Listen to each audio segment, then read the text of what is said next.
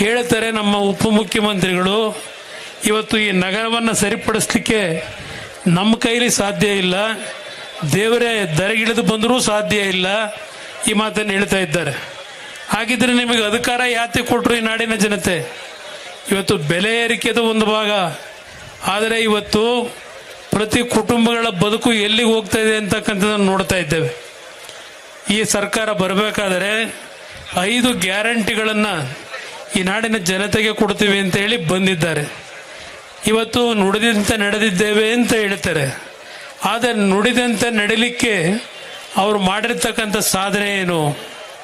ಕಳೆದ 2 ವರ್ಷದಲ್ಲಿ ಪ್ರತಿನಿತ್ಯ ಒಂದು ತೆರಿಗೆಗಳನ್ನು ವಿಧಿಸ್ತಕ್ಕಂಥದ್ದು, ಜನತೆಯ ಮೇಲೆ ತೆರಿಗೆಯ ಭಾರವನ್ನು ಏರಿಸ್ತಕ್ಕಂಥದ್ದು ಈ ಸರ್ಕಾರದಲ್ಲಿ ನಡೀತಾ ಇದೆ.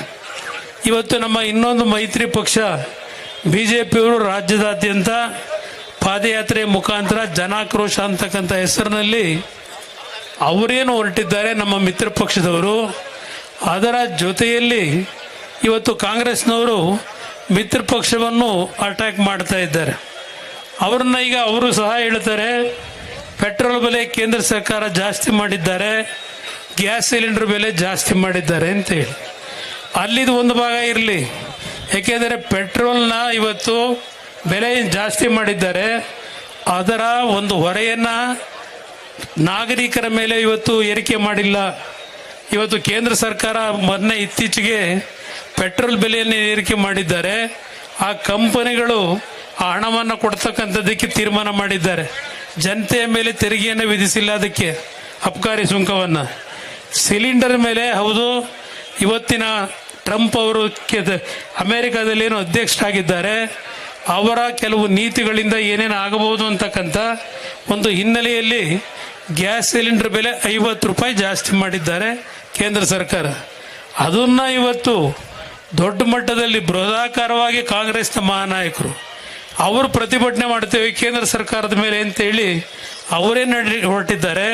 ಗ್ಯಾಸ್ ಸಿಲಿಂಡರ್ಗಳನ್ನು ಇಟ್ಕೊಂಡು ಕಾಂಗ್ರೆಸ್ನ ಮಹಾನುಭಾವರುಗಳಿಗೆ ಕೇಳ್ತೀನಿ ನಾನು, ಯಾವ್ಯಾವುದ್ರ ಮೇಲೆ ಏರಿಕೆ ಮಾಡಿದ್ದಾರೆ? ಬಹುಶಃ ನಮ್ಮ ನಾಯಕರುಗಳು, ಶಾಸಕ ಮಿತ್ರರು ಮಾತನಾಡಬೇಕಾದರೆ ಅದೆಲ್ಲವನ್ನ ಕೇಳಿರ್ಬೋದು. ಇವತ್ತು ನಿಮ್ಮ ಕುಟುಂಬಗಳಲ್ಲಿ, ಮನೆಗಳಲ್ಲಿ ಕಾರ್ ನಿಲ್ಲಿಸ್ಕೊಂಡ್ರೆ ಅದಕ್ಕೂ ಇವತ್ತು ತೆರಿಗೆ. ಇವತ್ತು ಕುಡಿಯೋ ನೀರಿನ ಮೇಲೆ ತೆರಿಗೆಯನ್ನು ವಿಧಿಸಿದ್ದಾರೆ. ಅದೇ ರೀತಿಯಲ್ಲಿ ಕಸ, ಇವತ್ತು ನಿಮ್ಮ ಪ್ರತಿಯೊಂದು ಮನೆಗೆ ಕಸಕ್ಕೆ ತೆರಿಗೆ ಇವತ್ತು. ಹೀಗೆ ಈ ಸರ್ಕಾರ ಏನು ನಡೀತಾ ಇದೆ. ಒಂದು ಮಾತನ್ನು ಹೇಳ್ತೇನೆ ಈ ವೇದಿಕೆ ಮುಖಾಂತರ ಈ ನಾಡಿನ ಜನತೆಗೆ, ನಾವು ಮೈತ್ರಿ ಸರ್ಕಾರದಲ್ಲಿ ರೈತರ ಸಾಲವನ್ನು ಮನ್ನಾ ಮಾಡಿದಾಗ ಯಾವುದೇ ರೀತಿಯ ತೆರಿಗೆಯನ್ನು ಜನತೆಯ ಮೇಲೆ ಏರಿಕೆ ಮಾಡಲಿಲ್ಲ. ಈ ವೇದಿಕೆ ಮುಖಾಂತರ ನನ್ನ ನಾಡಿನ ನನ್ನ ತಾಯಂದರಿಗೆ ಕೈ ಮುಗಿದು ಬೇಡ್ತೇನೆ, ಈ 2,000 ರೂಪಾಯಿ ಎಲ್ಲ ಕುಟುಂಬಕ್ಕೂ ಕೊಡ್ತಾ ಇಲ್ಲ. ಚುನಾವಣೆಗಳು ಘೋಷಣೆ ಆದಾಗ, ಉಪಚುನಾವಣೆಗಳು ಘೋಷಣೆ ಆದಾಗ ಕೊಟ್ಟರು 3 ತಾಲೂಕಿನಲ್ಲಿ. ಎಲ್ಲ ಭಾಗದಲ್ಲಿ ಪ್ರತಿ ತಿಂಗಳು ಇವರು ಕೊಡ್ತಕ್ಕಂಥ ಕೆಲಸ ಮಾಡಲಿಲ್ಲ. ಇವತ್ತು ಸಹ ಅದು ನಡೀತಾ ಇಲ್ಲ. ಇವತ್ತು ಹೇಳಿದ್ದಾರೆ 5 ಗ್ಯಾರಂಟಿ ಕೊಟ್ಟಿದ್ದೇವೆ ಅಂತೇಳಿ. ವಿದ್ಯುತ್ ಶಕ್ತಿಯ ಬೆಲೆಯನ್ನು ಇವತ್ತು ಎಲ್ಲಿ ಏರಿಕೆ ಮಾಡಿದ್ದಾರೆ? ಒಂದು ಕಡೆ ನಿಮಗೆ ಪುಕ್ಕಟ್ಟೆ ವಿದ್ಯುತ್ ಶಕ್ತಿ ಅಂದರು, ಇನ್ನೊಂದು ಕಡೆ ವಿದ್ಯುತ್ ಶಕ್ತಿಯ ಬೆಲೆಯನ್ನು ಯಾವ ಮಟ್ಟಿಗೆ ಏರಿಕೆ ಮಾಡಿದ್ದಾರೆ, ಇದೆಲ್ಲ ನೋಡ್ತಾ ಇದ್ದೀರಿ. ಅದ್ರ ಜೊತೆಗೆ ಅಭಿವೃದ್ಧಿಗಳಿಲ್ಲ. ರೈತರ ಪಂಪ್ಸೆಟ್ಗಳಿಗೆ ಇವತ್ತೇನಾದರೂ TC ಹಾಕಬೇಕು ಅಂದರೆ ಇವತ್ತು 2-2.5 ಲಕ್ಷ ರೂಪಾಯಿ ಇವತ್ತು ಹಣ ಖರ್ಚು ಮಾಡಬೇಕು. ಇವತ್ತು ಯಾವುದಾದ್ರೂ ಕಚೇರಿನಲ್ಲಿ ಹೋಗಿ ನಿಮ್ಮ ಕುಟುಂಬದ ಆಸ್ತಿಯನ್ನು ನೋಂದಣಿ ಮಾಡಿಸ್ಕೋಬೇಕು ಅಂದರೆ ಅದಕ್ಕೂ ಇವತ್ತು ಹಣ ಕೊಡ್ತಕ್ಕಂಥ ಒಂದು ಭ್ರಷ್ಟಾಚಾರ ನಡೀತದೆ. ಅಧಿಕಾರಿಗಳು ಹೇಳ್ತಾರೆ, ಅಲ್ಲಿ ಕೆಲಸ ಮಾಡ್ತಕ್ಕಂಥ ನೌಕರರು, ನಾವು ಇವತ್ತು ಈ ಜಾಗಕ್ಕೆ ಬಂದಿರತಕ್ಕಂಥ ದುಡ್ಡು ಕೊಟ್ಟು ಬಂದಿದ್ದೇವೆ, ಅದಕ್ಕೋಸ್ಕರ ನಮ್ಮ ಕೊಟ್ಟಂಥ ದುಡ್ಡನ್ನು ವಾಪಸ್ ಪಡಿಬೇಕಲ್ಲ, ಅದರಿಂದ ಏನು ನೀವು ಕೊಡಲೇಬೇಕು, ಕೊಡದೇ ಇದ್ರೆ ಮಾಡಲ್ಲ ಅಂತ. ಈ ರೀತಿಯ ಒಂದು ಆಡಳಿತ ಈ ರಾಜ್ಯದಲ್ಲಿ ನಡೀತಾ ಇದೆ. ಇವತ್ತು ಬೆಂಗಳೂರು ನಗರದ ನಾಗರಿಕರಿಗೆ ನಾನು ಮನವಿ ಮಾಡ್ತೇನೆ, ಯಾಕೆಂದರೆ ಇಲ್ಲಿ ಇರ್ತಕ್ಕಂಥವರು 100ಕ್ಕೆ 60 ಭಾಗ ಬೇರೆ ರಾಜ್ಯಗಳಿಂದ ಬಂದಂಥವ್ರು ಇದ್ದೀರಿ. ಇವತ್ತು ಬೆಂಗಳೂರು ನಗರ ಕೆಂಪೇಗೌಡರು ಯಾವ ದೃಷ್ಟಿಯಿಂದ ಕಟ್ಟಿದ್ರು, ಈ ನಗರವನ್ನು ಸಂಪೂರ್ಣವಾಗಿ ನಾಶ ಮಾಡ್ತಾ ಇದ್ದಾರೆ. ಯಾವ ಅಭಿವೃದ್ಧಿ ಕೆಲಸಗಳಾಗಿದೆ? ನನ್ನ ತಾಯಂದಿರು, ಇವತ್ತು ನಮ್ಮ ಕಾರ್ಯಕರ್ತರುಗಳು ಕೆಲವರು ಇದ್ದೀರಿ. ಇವತ್ತು ನೀವೆಲ್ಲ ಪ್ರತಿ ಮನೆಗೆ ಹೋಗಿ ನನ್ನ ಕಾರ್ಯಕರ್ತ ಬಂಧುಗಳಿಗೆ ಮನವಿ ಮಾಡ್ತೇನೆ, ಈ ಸರ್ಕಾರದ ಭ್ರಷ್ಟ ವ್ಯವಸ್ಥೆ ಎಲ್ಲಿಗೆ ಹೋಗಿದೆ ಇವತ್ತು ತಾವು ಅರ್ಥ ಮಾಡ್ಕೋಬೇಕಾಗ್ತದೆ. ನನ್ನ ಮೇಲೆ ಒಂದು ಆಪಾದನೆ ಮಾಡ್ಕೊಂಡು 12-13 ವರ್ಷಗಳಿಂದ ನನ್ನ ಬಾಯಿ ಮುಚ್ಚಿಸ್ಲಿಕ್ಕೆ ಇವತ್ತು ನಮ್ಮ ಜೊತೆ ಮಿತ್ರ ಪಕ್ಷ ಇದೆ. ಆ ಪಕ್ಷದವು ಆ ಸಂದರ್ಭದಲ್ಲಿ ಹಾಕಿರ್ತಕ್ಕಂಥ 1-2 ಕೇಸನ್ನು ಇನ್ನೂ ಜೀವಂತ ಇಟ್ಕೊಂಡಿದ್ದಾರೆ. ಅದರಲ್ಲಿ ಏನೂ ಇಲ್ಲ. ಇವತ್ತು ಈ ನಾಡಿನ ಜನತೆಗೆ ಈ ವೇದಿಕೆ ಮುಖಾಂತರ ಹೇಳ್ತೇನೆ, 2 ಅವಧಿಯಲ್ಲಿ ನಾನು ಮುಖ್ಯಮಂತ್ರಿಯಾಗಿ ಮೈತ್ರಿ ಸರ್ಕಾರದಲ್ಲಿ ಕೆಲಸವನ್ನು ಮಾಡಿದಾಗ ಈ ನಾಡಿಗೆ ನಾನು ಎಂದೂ ದ್ರೋಹ ಮಾಡಿಲ್ಲ. ಇವತ್ತು ಪ್ರಾಮಾಣಿಕವಾಗಿ ದಿನಕ್ಕೆ 20 ಗಂಟೆ ಕೆಲಸ ಮಾಡಿ ಈ ನಾಡಿನಲ್ಲಿ ಹಲವಾರು ಜನಪರವಾದಂಥ ಯೋಜನೆಗಳನ್ನು ಈ ರಾಜ್ಯದಲ್ಲಿ ನಾನು ಅನುಷ್ಠಾನಕ್ಕೆ ತಂದಿದ್ದೇನೆ.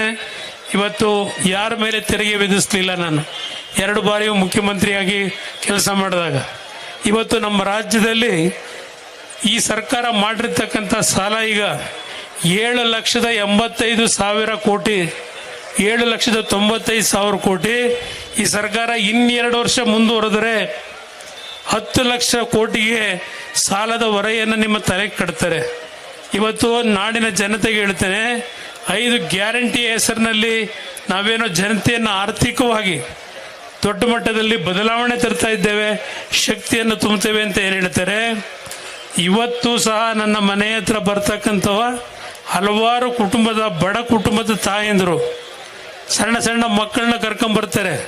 ದಲಿತ ಸಮಾಜದ ಹೆಣ್ಣು ಮಕ್ಕಳು ಬರ್ತಾರೆ, ಹಿಂದುಳಿದ ಜನಾಂಗದ ಹೆಣ್ಣು ಮಕ್ಕಳು ಬರ್ತಾರೆ. ಏನಾದರೂ ಮಾಡಿ ನಮ್ಮ ಜೀವನಕ್ಕೆ ಏನಾದರೂ ದಾರಿ ಮಾಡಿ ಅಂತೇಳಿ ನಿಮ್ಮ 2,000 ರೂಪಾಯಿನಿಂದ ಇಡೀ ರಾಜ್ಯದ ಚಿತ್ರಣ ಬದಲಾವಣೆ ಮಾಡ್ತೀವಿ ಅಂತ ಏನು ಹೇಳಿದ್ದೀರಿ. ನನ್ನ ಮನೆ ಹತ್ರ ನಿಮ್ಮ ಇಂಟೆಲಿಜೆನ್ಸ್ ಪೊಲೀಸ್ನವ್ರನ್ನ ಒಬ್ಬರನ್ನ ಪ್ರತಿನಿತ್ಯ ನಿಲ್ಲಿಸಿ ನನ್ನ ಮನೆಗೆ ಇವತ್ತು ಬರ್ತಕ್ಕಂಥ ಬಡ ತಾಯಂದಿರ ಮಕ್ಕಳ ಪರಿಸ್ಥಿತಿಗಳನ್ನು ಏನು ನೋಡ್ತೇನೆ. ಇವತ್ತು ಆ ಮಕ್ಕಳಿಗೆ ವಿದ್ಯೆ ಕೊಡಲಿಕ್ಕೆ ಇವತ್ತು ಶಾಲೆಗೆ ಕಳಿಸ್ತಕ್ಕಂಥದ್ದಕ್ಕೆ ಅವ್ರ ಹತ್ರ ದುಡ್ಡಿಲ್ಲ. ಮನೆಯಲ್ಲಿ ಇವತ್ತು 2 ಹೊತ್ತಿನ ಊಟಕ್ಕೆ ದುಡ್ಡಿಲ್ಲ.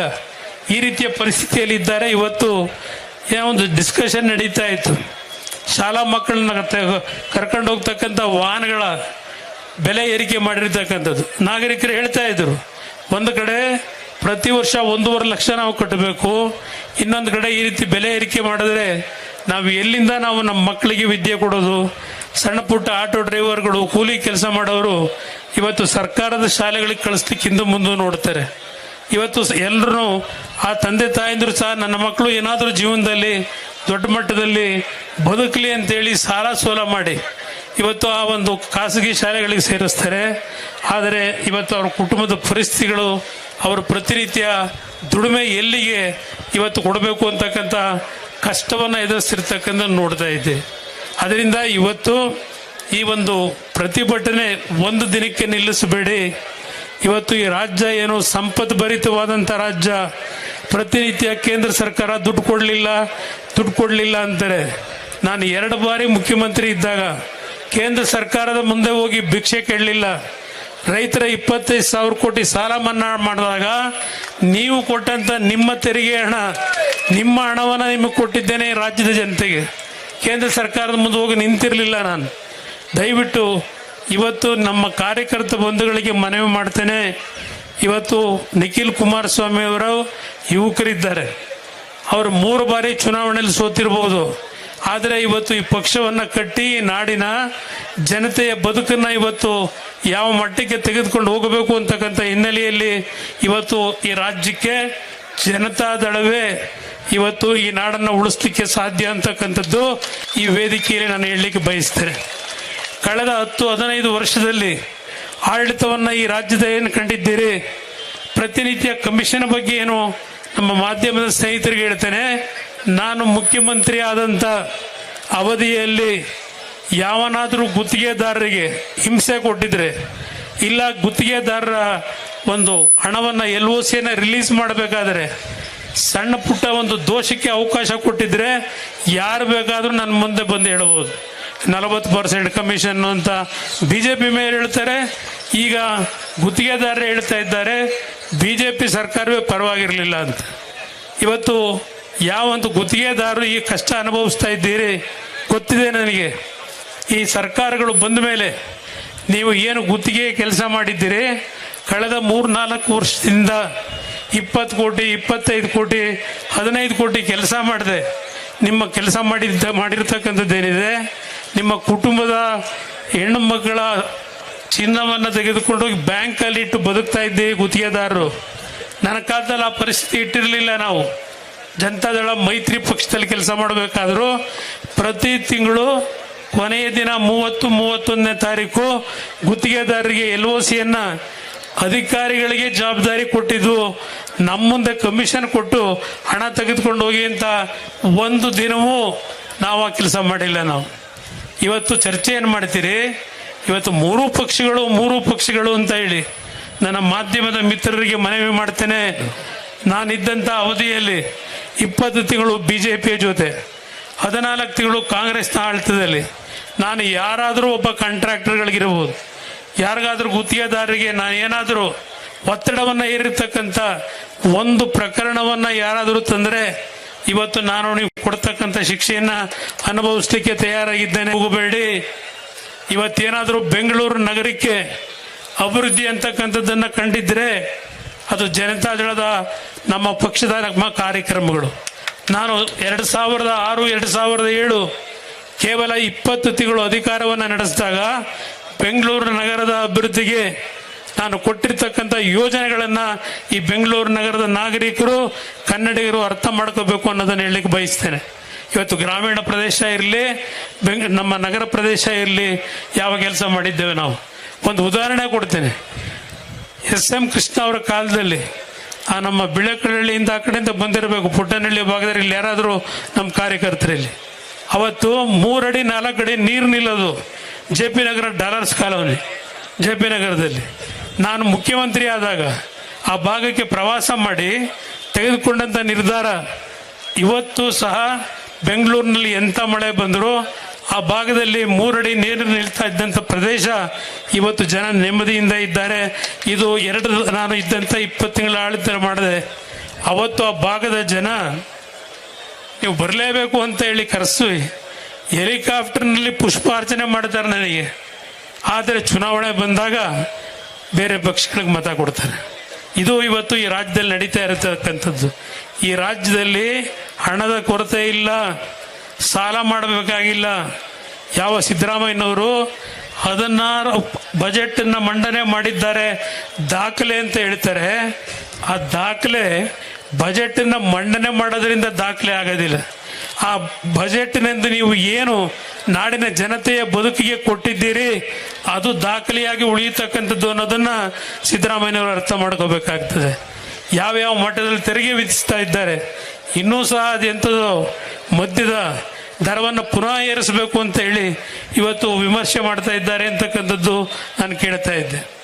ಇವತ್ತು ಇಂಥ ಆಡಳಿತ ಏನಿದೆ, ಇವತ್ತು ಬೆಂಗಳೂರು ನಗರದಲ್ಲಿ ಇರ್ತಕ್ಕಂಥ ನಗರದ ಉಸ್ತುವಾರಿ ಸಚಿವರು ಯಾವ ಮಟ್ಟದಲ್ಲಿ ಭ್ರಷ್ಟಾಚಾರಕ್ಕೆ ಹೊರಟಿದ್ದಾರೆ, ಕಾಂಗ್ರೆಸ್ನ ಪುಡಾರಿಗಳು ಇವತ್ತು ಅದೆಲ್ಲ ನನ್ನ ವಿರುದ್ಧ ಧಿಕ್ಕಾರ ಕುಕ್ಕಣದೇನೋ ಪ್ರತಿಭಟನೆ ಅಂತ ಏನೋ ಹೊರಟಿದ್ದಾರೆ ಅಂತೇಳಿ.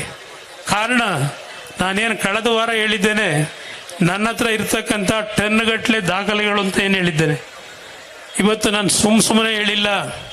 ಆದರೆ ಕಳೆದ 2009ರಿಂದ ನಾನೇನು ಈ ರಾಜ್ಯದಲ್ಲಿ ಭ್ರಷ್ಟಾಚಾರದ ವಿರುದ್ಧ ಹೋರಾಟ ಮಾಡಲಿಕ್ಕೆ ಹೊರಟೆ, ಅವತ್ತು ನನ್ನ ಮೇಲೆ ಯಾವ ರೀತಿ ಅಧಿಕಾರವನ್ನು ದುರುಪಯೋಗ ಪಡಿಸ್ಕೊಂಡು ನನ್ನ ಧ್ವನಿಯನ್ನು ಸಂಪೂರ್ಣವಾಗಿ ಬಂದ್ ಮಾಡಬೇಕು ಅಂತ ಅಲ್ಲಿಂದ ಹೊರಟಿದ್ದಾರೆ.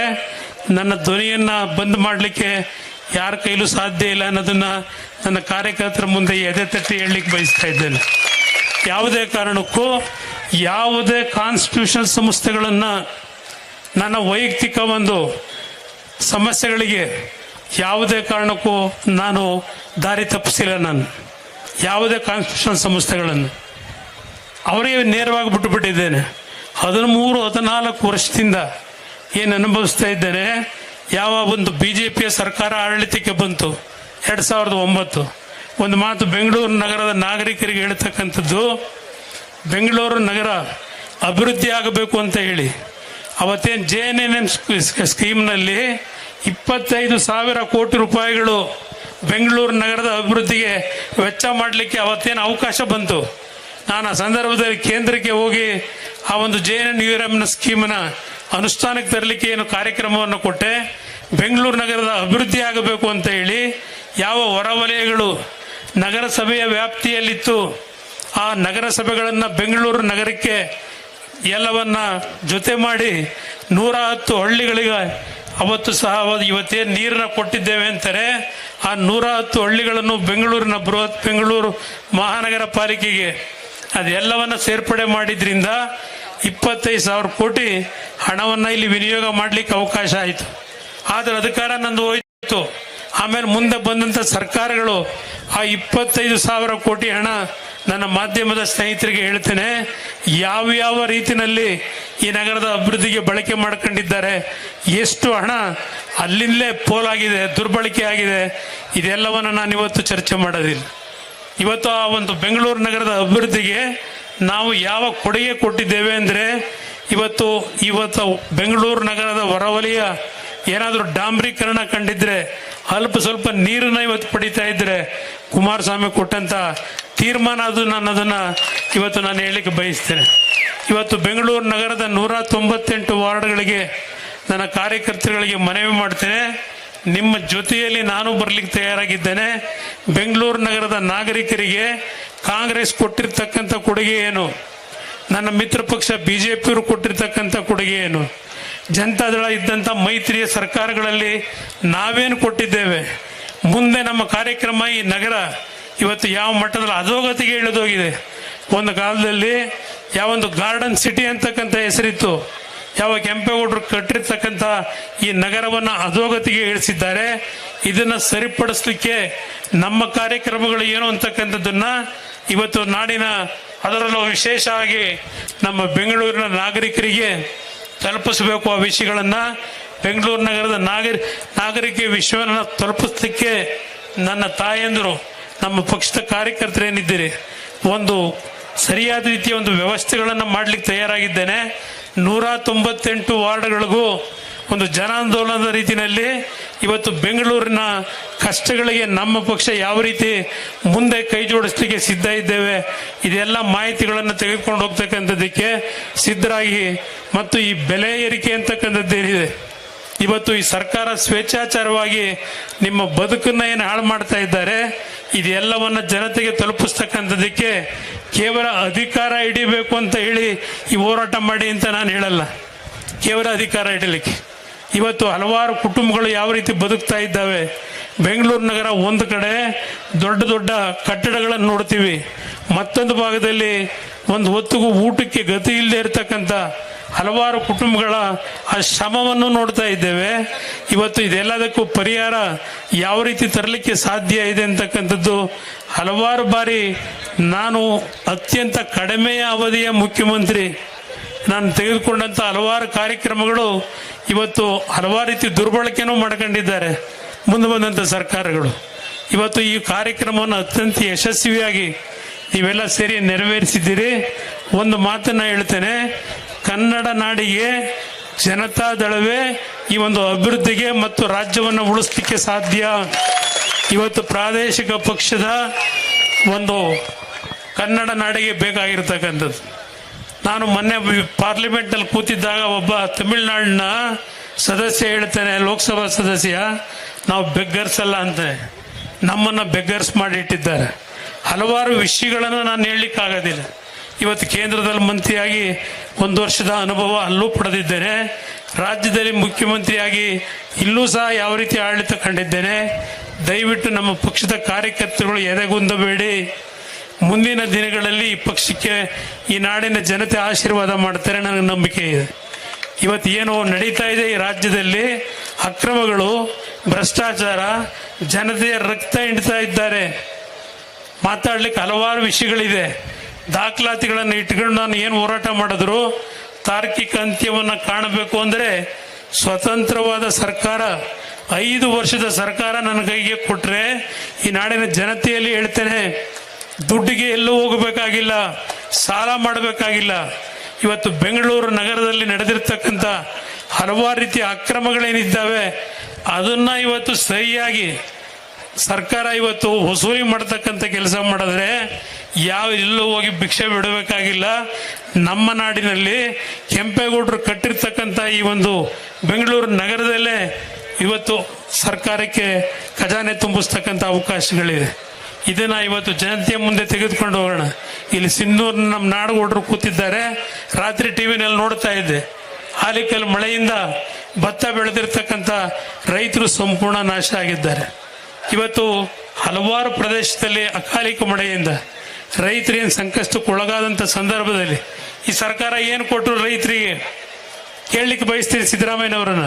ಸಿದ್ದರಾಮಯ್ಯನವರು ಹೇಳ್ತಾರೆ, ಮೊನ್ನೆ ಯಾರ ರಾಮಮೂರ್ತಿಗೌಡ ಅಂತ ಹೇಳಿ 8 ಗಣಿ ಗುತ್ತಿಗೆ ಕೊಟ್ಟಂತ ವಿಷಯದಲ್ಲಿ ಗವರ್ನರ್ ಅವರನ್ನ ಇವತ್ತು ಪ್ರಾಸಿಕ್ಯೂಷನ್ಗೆ ಪರ್ಮಿಷನ್ ಕೊಡಿ ಅಂತ ಕೇಳಿದ್ದಾನೆ ಅಂತ ಹೇಳಿ ಇವತ್ತೇನು ಪತ್ರಿಕೆಯಲ್ಲಿ ಓದಿದ್ದೇನೆ. ಅದರ ಹಿಸ್ಟ್ರಿ ಗೊತ್ತಿದೆ ನನಗೂ. ಈಗ ಹೇಳ್ತಾರೆ ಮುಖ್ಯಮಂತ್ರಿಗಳು ಸಿದ್ದರಾಮಯ್ಯನವರು, ಆ 8 ಗುತ್ತಿಗೆಯನ್ನು ಏನು ಕೊಟ್ಟಿದ್ದೇವೆ ಅದೆಲ್ಲವನ್ನ ಆಮೇಲೆ ಸರಿಪಡಿಸಿದ್ದೇವೆ, 1 ಇಂಚು ಐರನ್ ಓರನ್ನ ಎತ್ತಿಲ್ಲ ಅಂತ ಹೇಳ್ತಾರೆ. 1 ಇಂಚು ಐರನ್ ಓರನ್ನ ಎತ್ತಿಲ್ಲ, ಏನೂ ತಪ್ಪು ಮಾಡಿಲ್ಲ, ಹಲವಾರು ರೀತಿಯ ನನ್ನ ಹೆಸರನ್ನ ವರ್ಚಸ್ಸನ್ನು ಹಾಳು ಮಾಡ್ಲಿಕ್ಕೆ ಹೊರಟಿದ್ದಾರೆ ಅಂತೇಳಿ. ಸಿದ್ದರಾಮಯ್ಯನವರೇ, ನನ್ನ ಮೇಲೆ ಪಾಪ ನಿಮ್ಮ ಅಧಿಕಾರಿ ಕಳಿಸಿ ಗವರ್ನರ್ ಹತ್ರ, ಯಾವುದೋ 2006ನೇ ಇಸ್ವಿದು, 2012ರಲ್ಲಿ BJP ಸ್ನೇಹಿತರೆ ಹಾಕಿರ್ತಕ್ಕಂಥ ಕೇಸ್ ಅದು. 12 ವರ್ಷದಿಂದ ಆ ಕೇಸನ್ನ ನಿಮ್ಮ SIT ಇಲ್ಲಿಯವರೆಗೆ ಇವತ್ತು ಯಾತಕ್ಕೆ ಸತ್ಯವನ್ನ ಹೇಳ್ತಾ ಇಲ್ಲ? ಆ ಕೇಸ್ನಲ್ಲಿ BJP ಸರ್ಕಾರದಲ್ಲೇ ಹಾಕಿದ ಕೇಸು, ಅದು ನೀವು ಮುಂದುವರಿಸ್ಕೊಂಡ್ರಿ. ನನ್ನ ಕಾಲದಲ್ಲಿ ತೆಗೆದುಕೊಂಡಂತ ನಿರ್ಧಾರ ಅನುಷ್ಠಾನಕ್ಕೆ ಬಂದಿಲ್ಲ. 1 ಇಂಚಲ್ಲ, 1 ಇಡೀ ಮಣ್ಣನ್ನು ಎತ್ತಿಲ್ಲ. ಯಾತಕ್ಕೆ ಇನ್ನೂ ಅದು ಹಿಡ್ಕೊಂಡು ಕೂತಿದ್ದೀರಿ? ಈಗ ಹೇಳ್ತೀರಲ್ಲ, ನನ್ನ ಕಾಲದ್ದು ಆ 8 ಗುಣಿಕತ್ತಿಗೆ ಕೊಟ್ಟಿರ್ತಕ್ಕಂಥದ್ದು 1 ಇಂಚ್ ಎತ್ತಿಲ್ಲ ಅಂತ ಹೇಳಿ ಹೇಳ್ತಾ ಇದ್ದೀರಿ. ಸಮಜಾಯಿಸಿ ನನ್ನ ಮೇಲೆ 12 ವರ್ಷದಿಂದ ಇಟ್ಟಿದ್ದೀರಲ್ಲ, ನನ್ನ ಬಾಯಿ ಮುಚ್ಚಿಸಬೇಕು ಅಂತ ಹೇಳಿ. ಅದರಲ್ಲೇನಿದೆಯಪ್ಪ ಹೇಳಪ್ಪ ಜನಗಳ ಮುಂದೆ. ನಿಮ್ಮದು ಇನ್ನೂ ಬೇಕಾದಷ್ಟು ಬಿಡ್ಬೋದು. ಆದರೆ ಇವತ್ತಿನ ವ್ಯವಸ್ಥೆನಲ್ಲಿ ಯಾವ ರೀತಿಯಲ್ಲಿ ಅಧಿಕಾರ ದುರುಪಯೋಗ ಪಡಿಸ್ಕೊಂಡು ರಕ್ಷಣೆಯನ್ನು ಪಡಿತಾ ಇದ್ದೀರಿ. 2 ಬಾರಿ ರಾಜ್ಯದಲ್ಲಿ ಮುಖ್ಯಮಂತ್ರಿ ಆಗಿ ನಾನೇನಾದರೂ ಅಕ್ರಮ ಮಾಡಿದರೆ 5 ನಿಮಿಷದಲ್ಲಿ ನಾನು ಮಾಡ್ಕೊಳಕ್ಕಾಗ್ತಿರ್ಲಿಲ್ವ? ಸರಿ ಮಾಡೋಕ್ಕಾಗ್ತಿರ್ಲಿಲ್ವ? ಕಾನೂನಿದೆ, ನ್ಯಾಯಾಲಯ ಇದೆ, ಏನಿದೆ ತೀರ್ಮಾನ ಮಾಡಲಿ ಅಂತ ಬಿಟ್ಟಿದ್ದೇನೆ. ಇದು ನಾನು ನಡ್ಕೊಂಡಂಥ ರೀತಿ. ಅಧಿಕಾರಿಗಳನ್ನು ಯಾರನ್ನು ದುರುಪಯೋಗ ಪಡಿಸ್ಕೊಳ್ಳಿಲ್ಲ. ಇವತ್ತು ಜನತಾ ಒಂದು ನಮ್ಮ ಗ್ರಾಮ ವಾಸ್ತವ್ಯ ಕಾರ್ಯಕ್ರಮದ ಮುಖಾಂತರ ನಾಡಿನ ಜನತೆಯ ಜೊತೆ ಯಾವ ರೀತಿ ಇದ್ದೆ. ಇವತ್ತು ನಮ್ಮ ಜನತಾ ದರ್ಶನ ಬೆಳಗ್ಗೆ 9 ಗಂಟೆ ಪ್ರಾರಂಭ ಮಾಡಿದ್ರೆ 12 ಗಂಟೆ ರಾತ್ರಿವರೆಗೆ ನಾನು ಮಾಡಿದಂಥ ಕಾರ್ಯಕ್ರಮಗಳ ಮುಖಾಂತರ ಬಡವರನ್ನ ಹತ್ತಿರಕ್ಕೆ ನಾನು ಏನು ಭೇಟಿ ಕೊಟ್ಟು ಆ ಕಷ್ಟಗಳನ್ನು ಬಗೆಹರಿಸಲಿಕ್ಕೆ ನನ್ನ ಜೀವನದಲ್ಲಿ ಹಲವಾರು ರೀತಿಯ ಒಂದು ಕಾರ್ಯಕ್ರಮ ಕೊಟ್ಟಿದ್ದೇನೆ. ಇವತ್ತು ಜನತೆಗೆ ಇವತ್ತು ಹಳ್ಳಿ ಮೇಲೆ ಹೋಗಬೇಕು. ನಾನು ನಿಖಿಲ್ ಕುಮಾರಸ್ವಾಮಿ ಅವರಿಗೆ ಹೇಳ್ತಕ್ಕಂಥದ್ದು, ವಯಸ್ಸಿದೆ, ನಿಮ್ಮ ವಯಸ್ಸು ಇವತ್ತು ಈ ಪಕ್ಷವನ್ನು ಕಟ್ಟಲಿಕ್ಕೆ ಇನ್ನು ಜೀವನದಲ್ಲಿ ದಿನಕ್ಕೆ 20 ಗಂಟೆ ವೈಯಕ್ತಿಕವಾದಂಥ ನಿಮ್ಮ ಕಾರ್ಯಕ್ರಮಗಳನ್ನು ನಿಲ್ಲಿಸಿ. ಯಾಕೆಂದ್ರೆ ಪ್ರಾರಂಭ ಮಾಡಿದ್ದೀರಿ ಕಾರ್ಯಕರ್ತರ ಜೊತೆ, ನಮ್ಮ ನಾಯಕರ ಜೊತೆ ಸೇರಿ ಇವತ್ತೇ ನಿಮ್ಮ ಹೋರಾಟ ಪ್ರಾರಂಭ ಮಾಡಿದ್ದೀರಿ. ಸಾಕಪ್ಪ ಸಾಕು, ಕಾಂಗ್ರೆಸ್ ಸರ್ಕಾರ ಸಾಕು ಸ್ಲೋಗನ್ ಏನಿದೆ, ಬಹಳ ಒಳ್ಳೆಯ ಸ್ಲೋಗನ್. ಬಹುಶಃ ಇವತ್ತು ನಾಡಿನ 6.5 ಕೋಟಿ ಜನತೆಯ ಹೃದಯದಲ್ಲಿ ಸಾಕಪ್ಪ ಸಾಕು ಅಂತಕ್ಕಂಥದ್ದು ಇವತ್ತೀಗಾಗಲೇ ಅಚ್ಚೊತ್ತಿದೆ. ಚುನಾವಣೆಗಳನ್ನು ಕಾಯ್ತಾ ಇದ್ದಾರೆ ಅಷ್ಟೇ ನಾಡಿನ ಜನತೆ ಈ ಸರ್ಕಾರವನ್ನು ಕಿತ್ತೋಗಲಿಕ್ಕೆ. ಭ್ರಷ್ಟಾಚಾರ ಅಂತಕ್ಕಂಥದ್ದು ಅಸಹ್ಯ. ನಾನು 20 ತಿಂಗಳು ಆಡಳಿತ ನಡೆಸಿದ್ದೇನೆ. ಈ ಸರ್ಕಾರದಲ್ಲಿ ನಡೀತಿರ್ತಕ್ಕಂಥ ಒಂದೊಂದು ವಿಷಯವೂ ಗೊತ್ತು. ಇವತ್ತೊಂದು ಅಧಿಕಾರಿ ಪೋಸ್ಟಿಂಗಿಗೆ ಯಾವ ರೀತಿ ಹಣವನ್ನು ಇವತ್ತು ವಸೂಲಿ ಮಾಡ್ತೀರಿ ನಾವು ಹೇಳೋದಲ್ಲ. ಇವತ್ತು ನಮ್ಮ ಕಾರ್ಯಕರ್ತರು ಹೇಳ್ತಾರೆ, ಇವತ್ತು ನಿಮ್ಮ ಯಾರು ನಮ್ಮ ರಾಯರೆಡ್ಡಿ ನಮ್ಮ ಹಳೆ ಸ್ನೇಹಿತರು ಇವತ್ತೇನು ನಮ್ಮ ಮುಖ್ಯಮಂತ್ರಿಗಳ ಆರ್ಥಿಕ ಸಲಹೆಗಾರರು ಅವ್ರ ಬಾಯಲ್ಲೇ ಏನು ಬಂತು, ನಮ್ಮ ಭ್ರಷ್ಟಾಚಾರದಲ್ಲಿ ಕರ್ನಾಟಕ ನಂಬರ್ 1 ಅಂತ ಹೇಳಿ. ಈ ಭ್ರಷ್ಟಾಚಾರದಲ್ಲಿ ಕರ್ನಾಟಕ ನಂಬರ್ 1 ಅಂತ ಬಂತಕ್ಕಂಥದ್ದು ನೀವೇನು ಹೇಳ್ತಾ ಇದ್ದೀರಿ? ಇದಕ್ಕೆ ಮೂಲ ಪುರುಷರು ಯಾರು? ಇದಕ್ಕೆ ಮೂಲ ಪುರುಷರು ನಿಮ್ಮ ಮುಖ್ಯಮಂತ್ರಿಗಳು. ಪ್ರತಿಯೊಂದು ಇಲಾಖೆ ಏನೇನು ನಡೀತಾ ಇದೆ, ಯಾವ್ಯಾವ ರೀತಿಯಲ್ಲಿ ಇವತ್ತು ಹಣ ವಸೂಲಿ ಮಾಡ್ತಾ ಇದ್ದೀರಿ, ಅಭಿವೃದ್ಧಿ ಅಂತಕ್ಕಂಥದ್ದು ಕಾಣ್ತಾ ಇಲ್ಲ. ಅದರಿಂದ ಇವತ್ತು ನನ್ನ ಕಾರ್ಯಕರ್ತರಿಗೆ ನಮ್ಮ ಪಕ್ಷದಲ್ಲಿ ನಾಡಿನ ಜನತೆಗೆ ಒಂದು ಮಾತು ಹೇಳ್ತೇನೆ. ನಾನು 20 ತಿಂಗಳು ಮುಖ್ಯಮಂತ್ರಿ ಇದ್ದಾಗ, 14 ತಿಂಗಳು ಮುಖ್ಯಮಂತ್ರಿಗಳಿದ್ದಾಗ ನನ್ನ ಕಾರ್ಯಕರ್ತರಿಗೆ ಇವತ್ತು ಸರ್ಕಾರದಲ್ಲಿ ಹಲವಾರು ರೀತಿಯ ಅಕ್ರಮಗಳಿಗೆ ನೀವು ಭಾಗಿಯಾಗಿ ಅಂತೇಳಿ ಯಾರೂ ಸಹ ನನ್ನ ಮುಂದೆ ಬಂದು ಅಕ್ರಮವಾಗಿ ಹಣ ಸಂಪಾದನೆ ಮಾಡಬೇಕು, ನನಗೆ ಆ ಕೆಲಸ ಮಾಡಿ ಈ ಕೆಲಸ ಮಾಡಿ ಅಂತೇಳಿ ನನ್ನ ಕಾರ್ಯಕರ್ತರು ಇವತ್ತವರೆಗೆ ನನ್ನ ಮುಂದೆ ಒತ್ತಡ ಹಾಕಿಲ್ಲ. ಇವತ್ತು ಬೇರೆ ಪಕ್ಷಗಳು ಯಾವ ರೀತಿ ನಡ್ಕೊಂಡಿದ್ದಾರೆ, ಈ ನಾಡಿನ ಜನತೆ ಅರ್ಥ ಮಾಡ್ಕೊಳ್ಳಿ. ಈ ರಾಜ್ಯ ಉಳಿಬೇಕು ಅಂದರೆ ಜನತಾದಳಕ್ಕೆ ಇವತ್ತು ನೀವು ಶಕ್ತಿಯನ್ನು ತುಂಬಿದ್ರೆ ನಿಮ್ಮ ಬದುಕು ಇವತ್ತು ಉತ್ತಮವಾದ ರೀತಿಯಲ್ಲಿ ಹೋಗ್ಲಿಕ್ಕೆ ಸಾಧ್ಯ ಇದೆಯೇ ಹೊರತು ಕಾಟಾಚಾರಕ್ಕೆ ನಾವಿವತ್ತು ಯಾವೊಂದು ಪ್ರತಿಭಟನೆ ಮಾಡ್ತೇವೆ ಆ ಪ್ರತಿಭಟನೆ ಕೇವಲ ಅಧಿಕಾರ ಹಿಡಿಲಿಕ್ಕೆ ಪ್ರತಿಭಟನೆ ಆಗೋದು ಬೇಡ. ಇದನ್ನು ನಾನು ಬಹಳ ಸ್ಪಷ್ಟವಾಗಿ ಹೇಳ್ತೀನಿ ನಮ್ಮ ನಾಯಕರುಗಳಿಗೆ. ದಯವಿಟ್ಟು ಕಷ್ಟಪಡಿ, ಜನಗಳ ಜೊತೆಯಲ್ಲಿ ಬೆರೀರಿ. ಇವತ್ತು ಇದೇ ಜನ ಯಾವ ಜನತಾದಳ ಮುಗಿದೋಯ್ತು ಅಂತ ಹೇಳ್ತಾರೆ, ಇವರೇ ನಮ್ಮ ಪಕ್ಷವನ್ನು ಮೇಲೆತ್ತಕ್ಕಂಥ ಕಾಲ ಇವತ್ತು ನಡೀತಾ ಇರ್ತಕ್ಕಂಥ ರಾಜ್ಯದ ಏನೋ ಒಂದು ಪರಸ್ಪರ ಸಂಘರ್ಷಗಳೇನಿದೆ, ನೀವು ತಿಂದಿರಿ ಅಂತ ಹೇಳಿ ನಾವಂತೂ ತಿಂದಿಲ್ಲ. ಹೌದು, ಚುನಾವಣೆ ಬಂದಾಗ ಕೈ ಒಡ್ಡಿದ್ದೇವೆ. ಹಲವಾರು ಜನ ಹಿತೈಷಿಗಳು ಚುನಾವಣೆ ಸಂದರ್ಭದಲ್ಲಿ ದುಡ್ಡು ಕೊಟ್ಟಿದ್ದಾರೆ. ನಾವು ಅಧಿಕಾರದಲ್ಲಿದ್ದಾಗ ಸಹಿ ಹಾಕಬೇಕಾದರೆ ಹಣ ಪಡೀತಕ್ಕಂಥ ಕೆಲಸ ನನ್ನ ಮಾಧ್ಯಮದ ಸ್ನೇಹಿತರಿಗೆ ಹೇಳ್ತಾ ಇದ್ದೇನೆ, ಆ ಕೆಲಸ ಮಾಡಿಲ್ಲ ನಾವು ಜನತಾದಳ ಅಧಿಕಾರದಲ್ಲಿದ್ದಾಗ.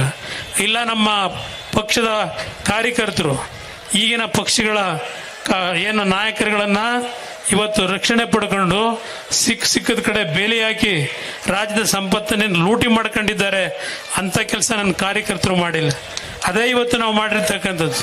ಇವತ್ತು ಚುನಾವಣೆ ನಡೆಸಬೇಕಾದರೆ ಯಾವ ರೀತಿ ಹಣವನ್ನು ವೆಚ್ಚ ಮಾಡಬೇಕಾಗ್ತದೆ ಇದೆಲ್ಲ ನಾನು ಅರ್ಥ ಮಾಡ್ಕೊಂಡಿದ್ದೇನೆ. ಆದರೆ ಹಾಗಂತ ಹೇಳಿ ರಾಜ್ಯ ಹಾಳು ಮಾಡಿ, ರಾಜ್ಯವನ್ನು ಲೂಟಿ ಮಾಡಿ ಇವತ್ತು ಹಣ ಸಂಪಾದನೆ ಮಾಡಬೇಕಾಗಿಲ್ಲ. ಪ್ರೀತಿ ವಿಶ್ವಾಸದಲ್ಲಿ ಏನು ಹಣ ಕೊಟ್ಟಿದ್ದಾರೆ ಅದರಲ್ಲಿ ಪಕ್ಷ ಉಳಿಸ್ಕೊಂಡ್ಬಂದಿದ್ದೇವೆ.